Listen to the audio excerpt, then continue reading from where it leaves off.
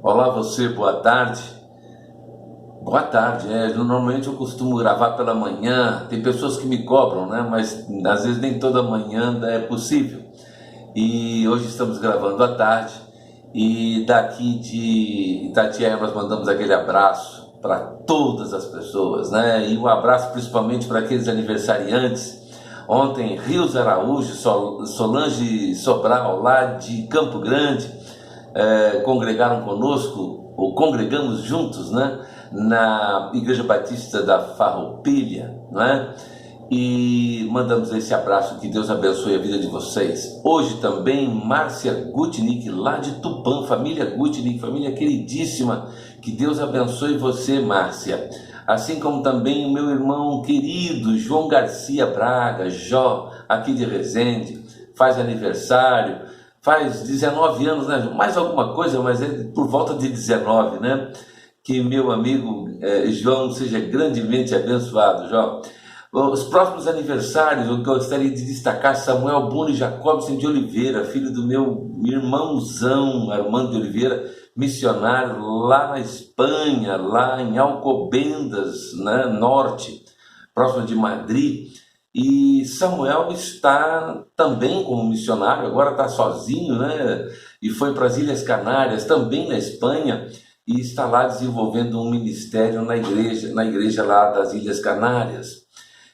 Não faz aniversário, mas eu mando um abraço aqui para uma família querida, irmãos Reinaldo, Nancy, Marli, família Rones, que eu amo essa família de paixão, filhos do pastor Oswaldo Rones, irmã Evangelina, e eu tenho uma paixão, eu vou colocar essa palavra assim, muito grande, pelo pastor Oswaldo Rones, irmã Evangelina, a quem eu sempre chamei de avô e avó, e vocês são muito queridos, né? Marilene Melo Cândido, minha prima, Marilene Cândido, que Deus abençoe sua vida, Marilene. Eu tenho visto que você está sempre comunicando conosco pelo Face. Um abraço para você, uma saudade muito grande, vontade de ir ao Rio de Janeiro só para ver vocês, não é? Mas depois que a gente fica velho, sair de casa é um terror, não é? E para vocês todos, que Deus possa abençoá-los grandemente. Vamos ouvir com o grupo vocal Rims, lá de São Paulo, a música, um clássico da música evangélica, Santo, Santo, Santo. Cantem junto.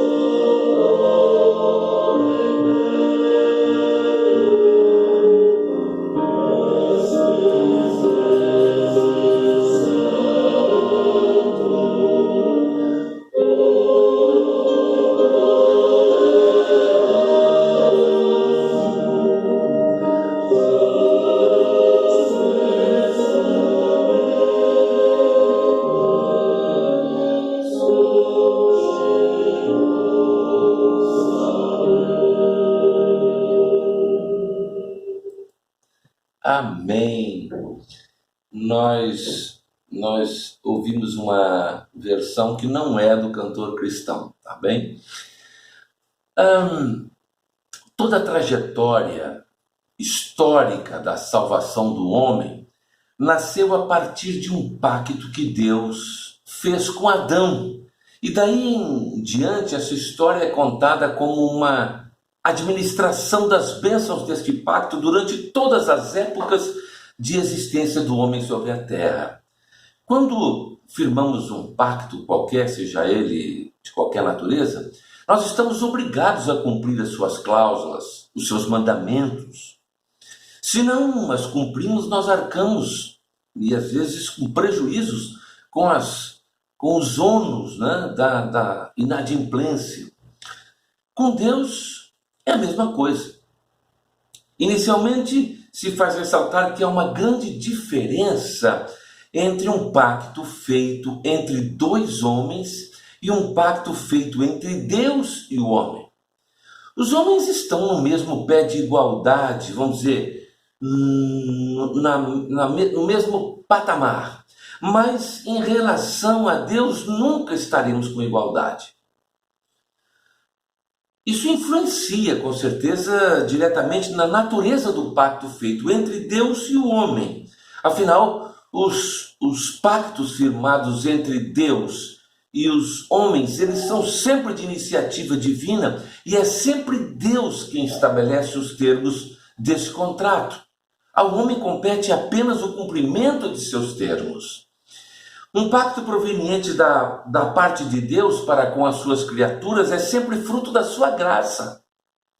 Pois essa ideia de pacto sempre implica em Deus se rebaixar ao nível do homem como seu amigo para lhe oferecer um caminho de felicidade, e isso de felicidade eterna, e sendo nisso glorificado. Entre a criatura e o Criador, existem diferenças que somente podem ser superadas num relacionamento através de um pacto. E foi assim desde o início. O primeiro pacto, o primeiro contrato mencionado na Bíblia é o pacto que Deus fez com Adão, conhecido pela teologia, né, de pacto das obras, pois nele o homem teria que fazer algo para conquistar a vida eterna. Esse pacto é nitidamente percebido nas palavras contidas em Gênesis, no capítulo 2, os versículos 16 e 17, que diz assim: E ordenou o Senhor Deus ao homem, dizendo: De toda a árvore do jardim comerás livremente. Veja só a amplitude da liberdade contida nesse pacto. Mas, e aí, veja aqui a restrição, né? A cláusula restritiva. Da árvore do conhecimento do bem e do mal, dela não comerás, porque no dia em que dela comeres, certamente morrerás. Aqui é a penalidade do rompimento da cláusula restritiva. Tudo estava sujeito ao livre-arbítrio de Adão. Adão era sem pecado e ele tinha comunhão pessoal com Deus. Não havia necessidade de mediador. Adão era o seu próprio mediador, pois ele era sem pecado. E ele foi criado como um ser livre, pensante, capaz de tomar suas próprias iniciativas, suas próprias decisões. E essa lei resumia todas as exigências divinas num só mandamento, numa só cláusula: a obediência a uma ordem. Outra coisa a ser ressaltada e entendida é que esse pacto adâmico ele era condicional, pois Adão possuía o direito, ou vamos dizer assim, o poder de livre escolha, podendo decidir entre obedecer e desobedecer. Não se tratava de uma cláusula leonina. As condições do pacto estavam perfeitamente ao seu alcance. Para Adão e toda a sua posteridade, o resultado do pacto era incerto, podendo ele cumprir ou não a sua parte naquele contrato, naquele acordo. A questão é que Adão era o representante de toda a raça humana. A sua escolha seria a nossa escolha, o seu destino, o nosso destino, a sua vida, a nossa vida, a sua morte, a nossa morte. Todos sabemos como terminou tragicamente esse pacto pela desobediência do homem. Mas o que nos consola é que a humanidade, em sua totalidade, não foi abandonada à mercê desse terrível pacto, né? Esse rompimento desse pacto, né? Que nos proporcionou a condição de pecadores e, como consequência, a nossa morte. Nós sofremos sim o castigo que era meu e seu. Jesus nos resgatou da maldição e da condenação que sobre nós estava imposto pela lei de Deus. É interessante que nós temos que considerar que Jesus foi levado à cruz e padeceu por causa do nosso pecado lá contido em Adão. E cumprindo a lei, Jesus conquistou a mais elevada forma de vida para nós, eleitos de Deus. Esse é o verdadeiro significado da justificação. Pecamos desde Adão e somos salvos desde Jesus Cristo. Para nós, aquele antigo pacto adâmico não é mais um pacto de obras, mas agora em Jesus ele tornou-se o pacto da graça. Está lá em Efésios 2, de 8 a 10. Eu vou ler para vocês. Porque pela graça sois salvos por meio da fé. E isso não vem de vós, é dom de Deus. Não vem das obras para que ninguém se glorie. Porque somos feitura sua, criados em Cristo Jesus para as boas obras, as quais Deus preparou para que andássemos nela.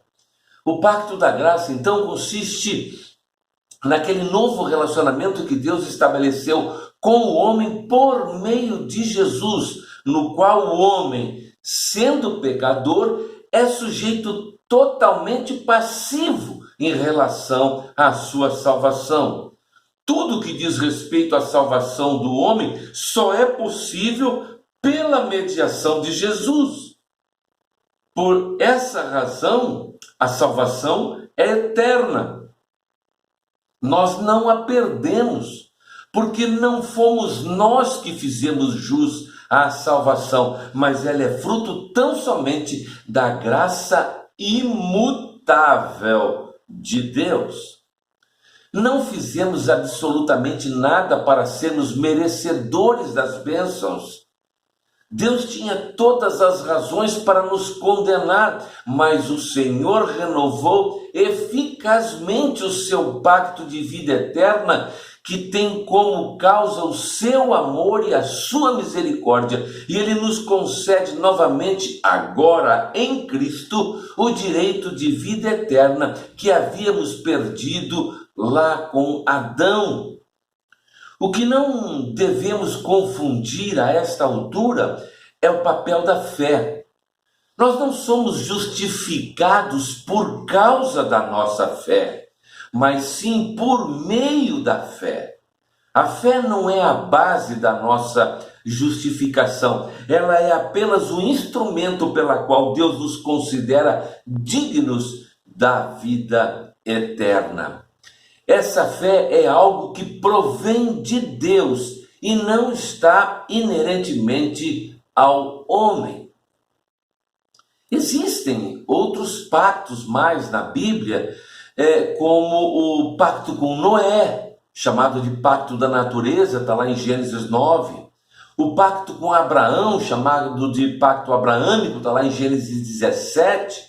O pacto do Sinai, feito com Moisés no Monte Sinai, quando Deus entregou-lhe a lei em forma de pacto, está lá em Êxodo 19, e que muita gente nós chamamos de judaizantes, ainda tentam prevalecer esse pacto entre os cristãos.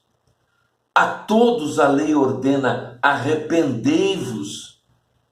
Deus chama um povo para cumprir os seus propósitos e faz com ele um pacto para manter a relação espiritual de bênçãos temporais. Eu reafirmo que a lei em si ela não tem capacidade para salvar ninguém. Paulo diz isso em Gálatas 3, 18 a 21. A lei apenas aponta para as nossas iniquidades e nos declara culpados e condenados e nos avisa do caminho da graça. A graça nos justifica e nos salva de tal condenação. Afinal de contas, sob esse novo pacto, temos agora o caráter de Cristo. Portanto, não matamos, não roubamos, não mentimos, não adulteramos, guardamos um dia para o Senhor e por aí vai. Hoje vivemos sim sob a égide de uma nova aliança. É o pacto da graça, firmada por Cristo na cruz do Calvário, e não mais aquela dada a Moisés no Monte Sinai. Deus firmou conosco, sim, um novo pacto, revogando aquele antigo. Nenhum novo pacto entra em vigor sem que o antigo seja revogado. Foi isso que Jesus disse aos seus discípulos por ocasião da última ceia. E Paulo descreve isso lá em 1 Coríntios 11, dizendo que o sangue de Jesus era a assinatura nesse novo pacto. Que Deus possa nos abençoar e nos ajudar a entender e a cumprirmos essa nossa parte no pacto que firmamos um dia com Ele. Que Deus nos abençoe, não é? Vamos orar. Pai de amor, de infinita bondade, nós, na oportunidade que estamos finalizando este momento de meditação, ó Deus, nós queremos que Tu recebas, ó Deus, as nossas preces, que Tu nos ouça e na medida exata da Tua perfeição, ó Deus, Tu entre com provisão nas nossas vidas e nossos lares, Tu atendas às nossas petições, ó Deus, sempre na medida exata, ó Deus, da Tua perfeição. Nós te rogamos que Tu também atenda àqueles desejos que estão lá no nosso coração. São desejos muitas vezes, ó Deus, que nós nem expressamos, mas Tu conheces. E, ó Deus, atenda-os. Ó Deus, na Tua soberania, possa fazer com que a nossa vida reflita a Tua vontade e o Teu querer em todas as circunstâncias.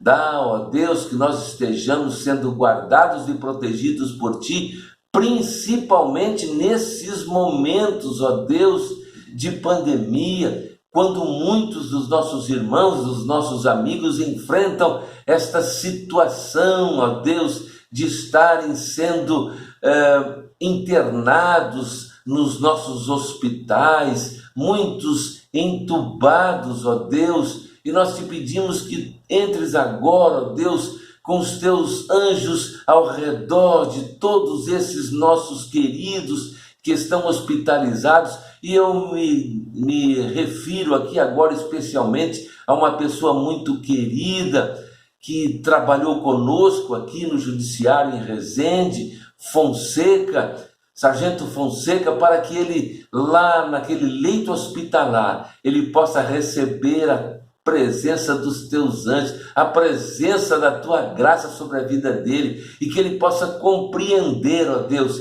que o seu restabelecimento é fruto da tua graça, é fruto do teu poder, é fruto da tua ação na vida dele. Ó Deus, nós te pedimos por essa vida tão preciosa.